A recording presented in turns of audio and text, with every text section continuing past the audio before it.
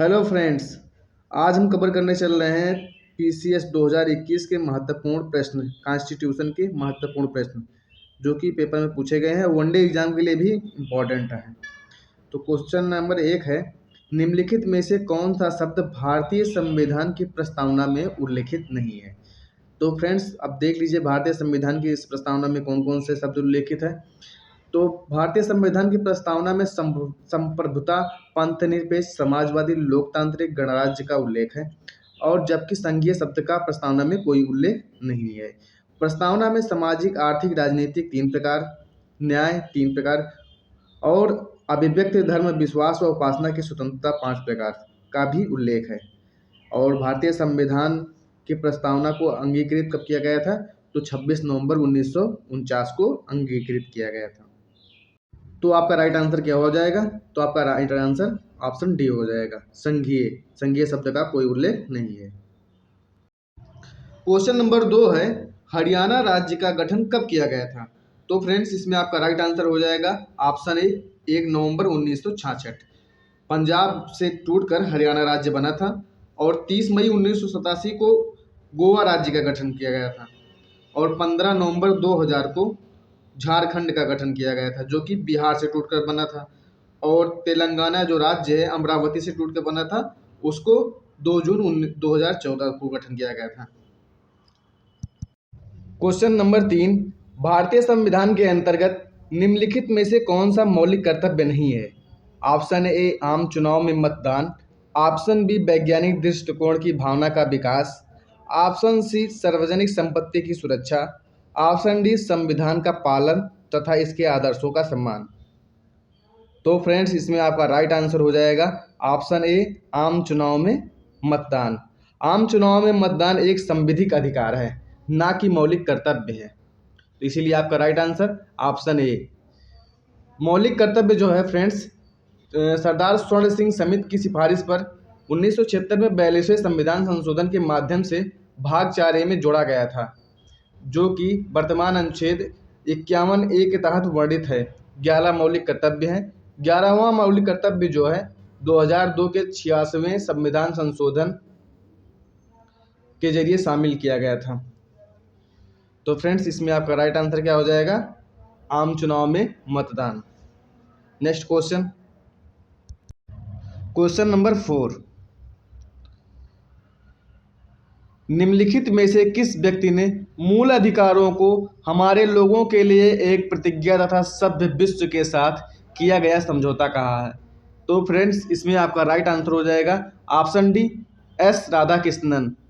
S Radhakrishnan ji ने कहा है कि मूल अधिकारों को हमारे लोगों के लिए एक प्रतिज्ञा तथा सभ्य विश्व के साथ किया गया समझौता है।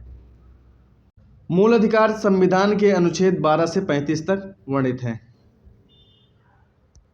क्वेश्चन 5 है, निम्नलिखित में से भारतीय संविधान का कौन सा अनुच्छेद आकस्मिकता निधि से संबंधित है? तो फ्रेंड्स इसमें आपका राइट आंसर हो जाएगा ऑप्शन सी, अनुच्छेद 267। भारतीय संविधान का अनुच्छेद 268 संसद तथा राज्यों के विधानमंडलों को अपनी अपनी आकस्मिकता निधि स्थापित करने का अधिकार देता है तथा यह जो आकस्मिकता निधि बनाई जाती है राज्यपाल तथा राष्ट्रपति के नियंत्रण में रहती है।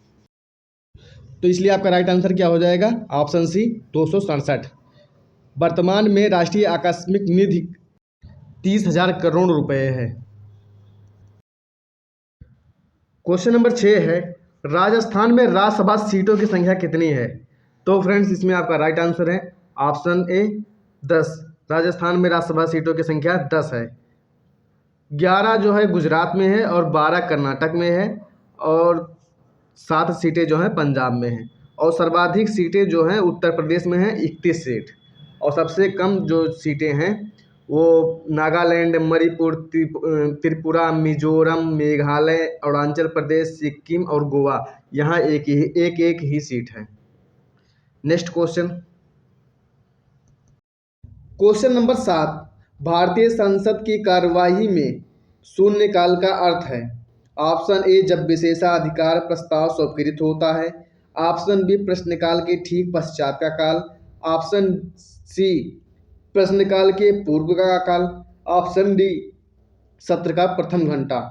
तो फ्रेंड्स इसमें आपका राइट आंसर हो जाएगा ऑप्शन बी, प्रश्नकाल के ठीक पश्चात का काल।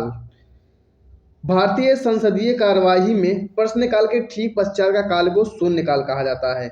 सामान्यतः शून्यकाल दोपहर 12 बजे से 1 बजे के मध्य में होता है। संसदीय प्रक्रिया में शून्यकाल भारत की देन है। इस दौरान संसदों द्वारा अवलंबनीय लोक महत्व के मुद्दे को संसद में उठाया जाता है। नेक्स्ट क्वेश्चन, भारतीय संसद की लोक लेखा समिति समीक्षा करती है। ऑप्शन ए, नियंत्रक व महालेखा परीक्षक के प्रतिवेदन की। ऑप्शन बी, भारत की संचित निधि की। ऑप्शन सी, भारत के लोक लेखा की। ऑप्शन डी, भारत की आकस्मिकता निधि की। तो फ्रेंड्स इसमें आपका राइट आंसर हो जाएगा ऑप्शन ए, नियंत्रक व महालेखा परीक्षक के प्रतिवेदन की, जो कि संविधान के आर्टिकल 148 में है। लोक लेखा समिति में 15 सदस्य लोकसभा से तथा 7 सदस्य राज्यसभा से होते हैं और इसके 2 अध्यक्ष होते हैं, वो विपक्षी दल के नेता होते हैं। क्वेश्चन नंबर 9, निम्नलिखित में से आयोग या समिति की सिफारिश पर भारत में अंतरराज्य परिषद की स्थापना की गई। ऑप्शन ए, पुंछी आयोग। ऑप्शन बी, राजमन्नार समिति। ऑप्शन सी, कोठारी समिति या ऑप्शन डी, सरकारिया आयोग। तो फ्रेंड्स इसमें आपका राइट आंसर हो जाएगा ऑप्शन डी, सरकारिया आयोग। भारतीय संविधान के अनुच्छेद 263 में के अंतर्गत केंद्र व राज्यों के मध्य समन्वय स्थापित करने के लिए अंतर्राज्यीय परिषद की स्थापना का प्रावधान किया गया है, जिसका अध्यक्ष प्रधानमंत्री होता है और मुख्यमंत्री तथा संघ शासित राज्यों के मुख्यमंत्री या प्रशासक उसके सदस्य होते हैं। बात करें पुंछी आयोग की, तो सरकारिया आयोग की रिपोर्ट के बाद केंद्र और राज्य के संबंधों पर पुनर्विचार हेतु केंद्र सरकार द्वारा 27 अप्रैल 2007 को इसका गठन किया गया था। बात करें राजमन्नार समिति की, तो तमिलनाडु सरकार ने 22 सितंबर 1969 को राज्यों को अधिक स्वायत्तता प्रदान करने के लिए सुझाव देने के लिए समिति की गठन की थी। बात करें कोठारी समिति की, तो 1964 में केंद्र सरकार ने स्कूली शिक्षा प्रणाली में सुधार करने के लिए ही कोठारी समिति का गठन किया था। क्वेश्चन नंबर 10 है, भारत में वित्त आयोग का प्रथम कर्तव्य है। ऑप्शन ए, संघ और राज्यों के मध्य कर राजस्व के वितरण हेतु सिफारिश देना। ऑप्शन बी, संघीय वार्षिक बजट तैयार करना। ऑप्शन सी, राष्ट्रपति को वित्तीय मामलों पर परामर्श देना। या ऑप्शन डी, संघ व राज्य सरकारों के विभिन्न मंत्रालयों या विभागों के लिए निधियों का विधान करना। तो फ्रेंड्स इसमें आपका राइट आंसर हो जाएगा ऑप्शन ए, संघ और राज्यों के मध्य कर राजस्व के वितरण हेतु सिफारिश देना। फ्रेंड्स भारतीय संविधान में अनुच्छेद 280 के तहत राष्ट्रपति प्रत्येक 5 वर्ष पर वित्त आयोग का गठन करता है और वित्त आयोग का प्राथमिक कर्तव्य संघ और राज्यों के मध्य राजस्व के वितरण हेतु सिफारिश देना होता है। वित्त आयोग एक संवैधानिक संस्था है। इसके अध्यक्ष और 4 सदस्य होते हैं। आयोगों के सदस्यों की योग्यता और तथा उनके चयन की रीत के बारे में विधि बनाने का अधिकार संसद को है। वित्त आयोग का गठन 1951 में किया गया था, जिसके अध्यक्ष केसी नियोगी जी थे। वित्त आयोग के प्रथम अध्यक्ष कौन थे? तो केसी नियोगी जी थे। वर्तमान में 15वें वित्त आयोग के अध्यक्ष एन.के. सिंह हैं। क्वेश्चन नंबर 11 है, किस संविधान संशोधन के द्वारा जीएसटी को अधिनियमित किया गया है? जीएसटी मतलब गुड सर्विस टैक्स होता है। ऑप्शन ए 101वां संशोधन, ऑप्शन बी 102वां संशोधन, ऑप्शन सी 103वां संशोधन, ऑप्शन डी 104वां संशोधन। तो फ्रेंड्स इसमें आपका राइट आंसर हो जाएगा ऑप्शन ए 101वां संशोधन। 101वां संशोधन में 2017 में पारित हुआ था। इस संशोधन से जीएसटी की शुरुआत की गई थी, जो कि एक अप्रत्यक्ष कर है। बात करें 102वां संशोधन की, तो 102वां संशोधन 2018 में पारित किया गया था, जो अन्य पिछड़ा वर्ग के गठन से संबंधित है। 103वां संशोधन जो है वो 2019 में पारित किया गया था। आर्थिक रूप से कमजोर लोगों को 10% आरक्षण, जो जनरल वालों को 10% आरक्षण दिया गया था, 103वां संशोधन था।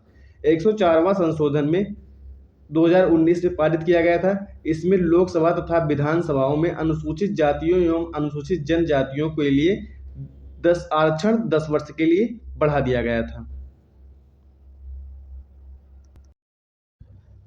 क्वेश्चन नंबर 12 है, कौन से संविधान संशोधन अधिनियम द्वारा मतदान की आयु को 21 वर्ष से घटाकर 18 वर्ष किया गया था?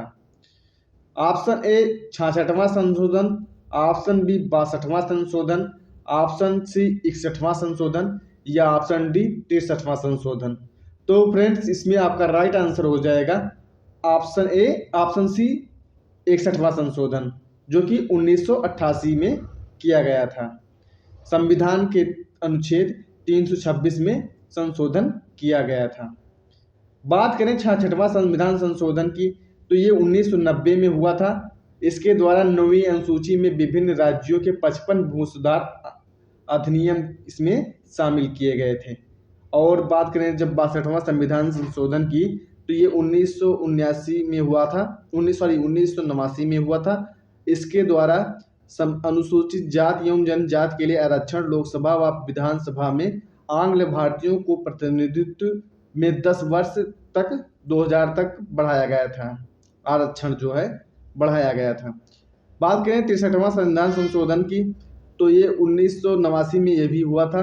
पंजाब में आपातकाल की व्यवस्था व अन्य क्षेत्रों के समान लगाई गई थी। क्वेश्चन नंबर 13 है, न्यायपालिका कार्यपालिका का पृथक्करण संविधान के किस अनुच्छेद में है? तो फ्रेंड्स इसमें आपका राइट आंसर हो जाएगा ऑप्शन सी अनुच्छेद 50। अनुच्छेद 1 में प्राण एवं दैहिक स्वतंत्रता, अनुच्छेद 40 में ग्राम पंचायती राज व्यवस्था होती है और अनुच्छेद 46 में जो है अनुसूचित जातियों तथा अनुसूचित जनजातियों को शैक्षणिक हित और आर्थिक हितों की अभिवृद्धि है। क्वेश्चन नंबर 14 है, मौलिक अधिकार किस देश से लिया गया है? तो फ्रेंड्स इसमें आपका राइट आंसर है ऑप्शन ए अमेरिका। अमेरिका आपका राइट आंसर है। ऑस्ट्रेलिया से प्रस्तावना लिया गया है, जर्मनी से आपात उपबंध लिया गया है तथा आयरलैंड से डीपीएसपी लिया गया है, नीति निर्देशक तत्व। क्वेश्चन नंबर 15 है, केशवानंद भारती विवाद कब हुआ था? तो फ्रेंड्स इसमें आपका राइट आंसर है ऑप्शन सी 1973। फ्रेंड्स अगर वीडियो पसंद आया हो तो लाइक शेयर एंड सब्सक्राइब अवश्य करिए। धन्यवाद।